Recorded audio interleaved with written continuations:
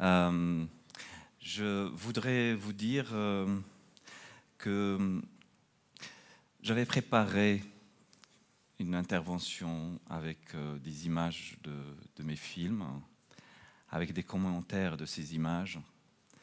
Et c'était devenu une présentation très verrouillée, très efficace et très bien faite. Et je me suis rendu compte qu'entre ce que j'ai envie de dire et la forme dans laquelle ces idées sont entrées, quelque chose ne marchait pas. C'est-à-dire que j'avais plus envie de m'armer de ma fragilité face à un monde brutal aujourd'hui, d'être plus dans le risque et de prendre la liberté que d'être dans quelque chose qui est plutôt rassurante. Donc à la dernière minute, j'ai laissé tout tomber et je me suis dit, je vais arriver et m'adresser à vous, vous parler avec plus de doutes et d'hésitation que de réponses et d'efficacité. Nous sommes dans un monde en crise et donc c'est un monde qui nous demande de le rassurer aussi.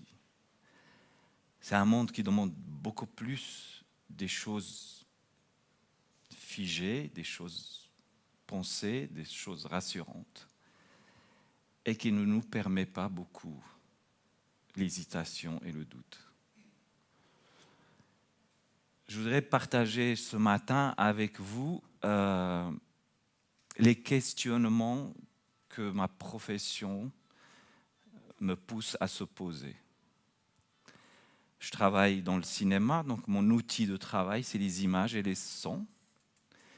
Dans un monde où on est submergé par les images. Comment un cinéaste se positionne aujourd'hui dans un monde pareil?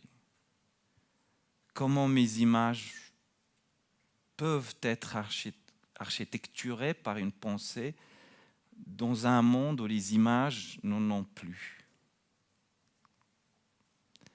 C'est ces questionnements-là qui arrivent au milieu de ma vie, un peu, que je voudrais ce matin partager avec vous, sans avoir beaucoup de réponses, ni peut-être pas du tout, mais avancer ensemble plus avec des questions.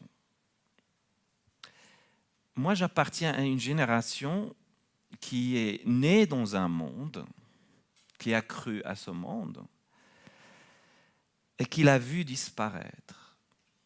Et puis, qui a vu arriver un monde nouveau, qui n'est pas encore totalement en place, mais qui est là, et donc qui nous déstabilise, nous pose des questions.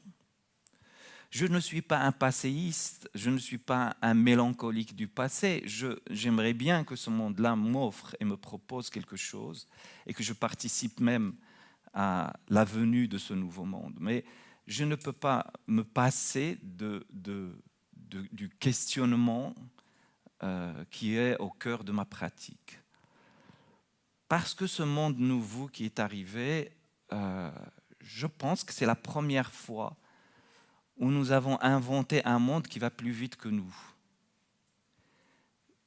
Il y a quelque chose dans la pointe de la technologie à laquelle est arrivé l'être humain. Il y a quelque chose dans ce monde-là que nous ne maîtrisons pas, qui nous dépasse. Et ce qui est très drôle, c'est qu'au moment où nous avons le plus le sentiment que nous maîtrisons tout, que nous sommes maîtres de tout, que nous pouvons décider de ce que le monde est et de ce que le monde deviendra, c'est à ce moment-là, justement, que ce monde nous échappe. La nature fait des siennes, et elle en a raison, et l'humain aussi.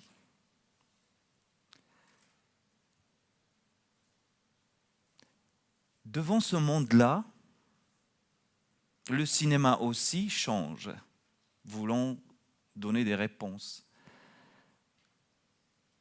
Cette vitesse du monde se traduit au cinéma par des montages à une vitesse d'un plan chaque 2-3 secondes. Cette vitesse-là, dans la manière de raconter, ne laisse pas la place à la mise en scène. C'est un flux continu d'images. Comment ce monde, ces images du monde, influent, dialoguent avec le monde des images duquel moi je viens. C'est au moment, justement, où nous avons le plus de production d'images. Je pense qu'un être humain aujourd'hui, de sa naissance à 70 ans, 75 ans, consommera un nombre d'images que jamais dans l'histoire de l'humanité un être humain n'a consommé.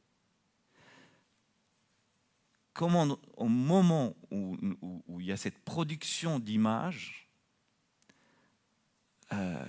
les images s'appauvrissent. Les images sont plus pauvres qu'avant. Nous avons les images à la télévision, les images à Internet. Les caméras se multiplient. Nous pouvons filmer avec des grandes, des petites, des portables. Tout le monde a accès à raconter le monde, à témoigner avec un instrument qui filme, entre parenthèses. Est-ce qu'il filme? J'ai des doutes. Ici, par exemple, il y a 3 caméras. Il y a quelques années, peut-être qu'il n'y aurait même pas eu une caméra ici. Ou peut-être une. Et quand il y avait une caméra, choisir un angle de vue était important, était nécessaire, était primordial. Aujourd'hui, il y a 3 caméras. Alors après, c'est des caméras qu'on peut appeler, on les appelle des caméscopes. Donc caméscope, il y a scope. Et scope, ça veut dire élargir. Ça veut dire donner quelque chose de plus large, alors que nous savons aujourd'hui tous que c'est des caméras qui plutôt réduisent. C'est très drôle quand avec ces caméras-là, les gens disent par exemple on tourne, alors que réellement, ça fait longtemps que ça ne tourne plus. Il n'y a pas de film dedans. Il n'y a que des cartes de mémoire et des disques durs. Donc ce n'est pas des caméras qui filment, c'est des caméras qui enregistrent. Et donc, le cinéma passe de filmer, de passer à travers le film, qui est un ruban de rêve, comme disait Orson Welles, à des instruments qui se contentent d'enregistrer la réalité. Et quand on enregistre la réalité de cette manière, ça veut dire que nous passons dans un cinéma, entre parenthèses, réaliste, à la place d'un cinéma plutôt qui regarde le monde et essaye de l'expliquer. C'est-à-dire une caméra, comme disait encore une fois Orson Welles, qui doit être un œil dans la tête d'un poète. Nous passons à des caméras qui appauvrissent et qui réduisent les images à dire une chose, alors qu'une image de cinéma dit des milliers de choses. Là, c'est des images qui nous informent comme toutes celles qui passent à la télévision et qui ne disent qu'une seule information. On dit ça, c'est ça qui se passe et vous devez comprendre ça et rien d'autre. Comment moi, aujourd'hui, je trouve mon chemin à l'intérieur? Comment je me positionne à l'intérieur de ça? Il y a une espèce de forme qui prend donc le pouvoir sur les images, dans les images. C'est une espèce de réalisme. Des frères Lumière contre Méliès. Le réalisme.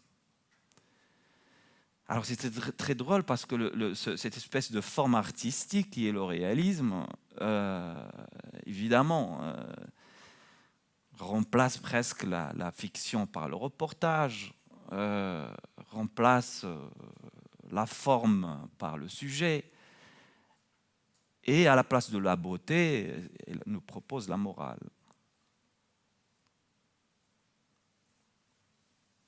Le sujet prend le pouvoir parce que le réalisme se défend en disant on va vous parler de ça. Un film parle de ça. C'est un film sur quelque chose.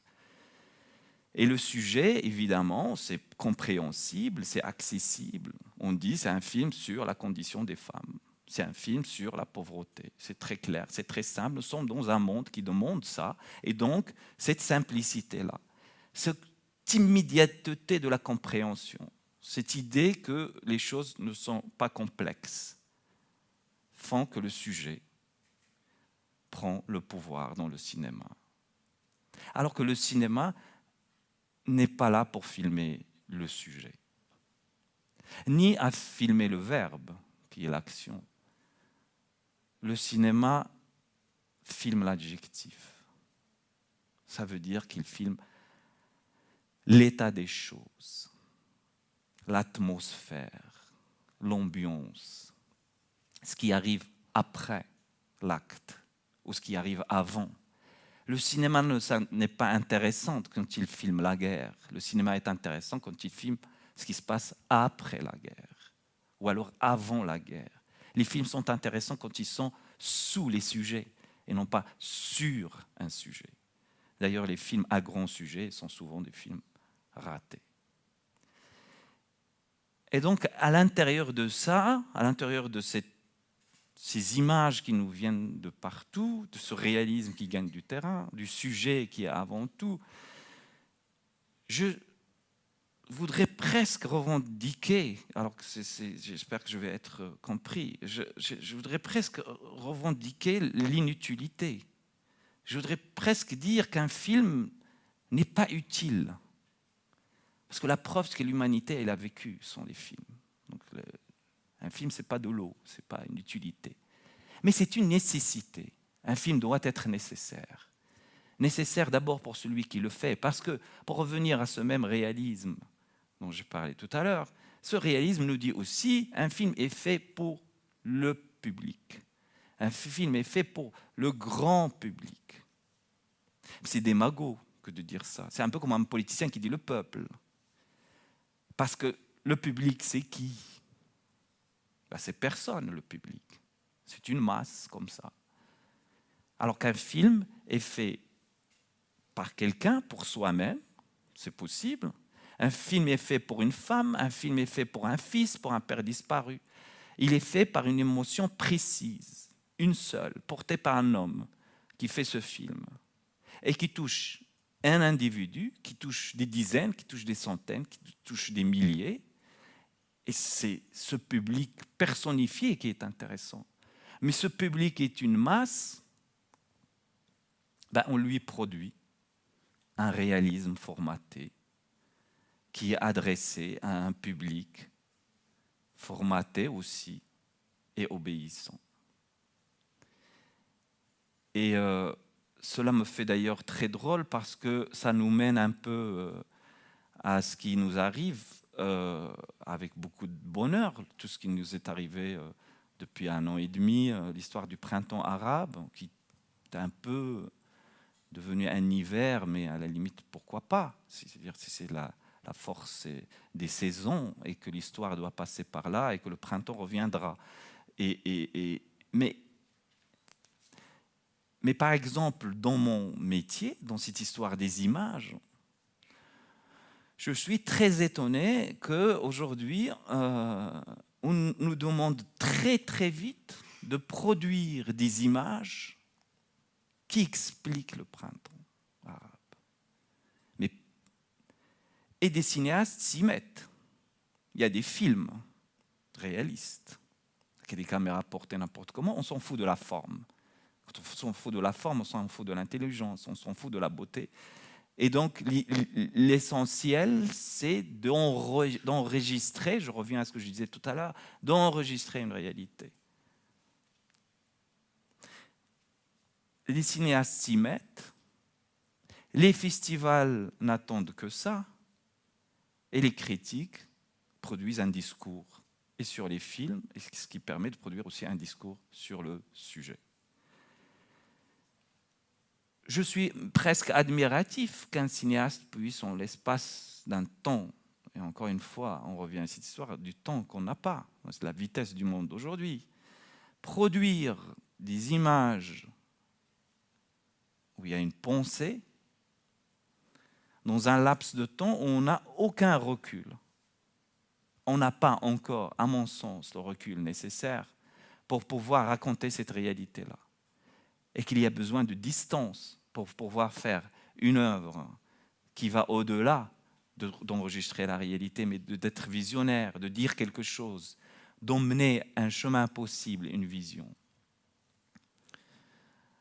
Donc, je voulais partager ça avec vous, sans vouloir être non plus très sceptique, mais en croyant que le pouvoir du cinéma est énorme et que ce pouvoir-là n'est pas utilisé, que les champs du possible dans le cinéma ne sont pas ouverts, que les champs de possible au cinéma sont encore devant nous, qu'il faut y travailler et que ouvrir des champs possibles dans le cinéma, c'est aussi ouvrir des champs possibles dans l'art en général.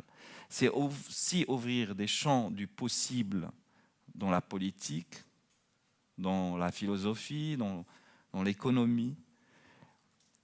Et ces champs de possibles sont là, mais je pense que le monde dans lequel nous sommes, cette production d'images qui est effrénée, fait qu'à un moment donné, au lieu de se partager des idées, nous ne partageons que des informations, finalement, entre nous.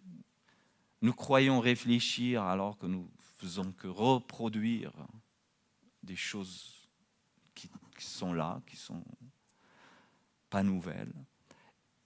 Et qu'aujourd'hui, ce qui est intéressant dans mon point de vue de cinéaste, c'est que le monde qui s'offre à nous, malgré ses difficultés, parce que c'est quand même une naissance, c'est un monde qu'on ne peut pas, c'est un monde nouveau, donc c'est un monde qu'on ne peut pas expliquer avec des outils anciens. Et que pour le comprendre, il va falloir inventer des nouveaux outils qui peuvent nous faire comprendre ce nouveau monde. Ce champ de possibles est extrêmement intéressant et important devant un champ existant qui, lui, est malheureusement beaucoup plus pauvre. Merci de m'avoir entendu.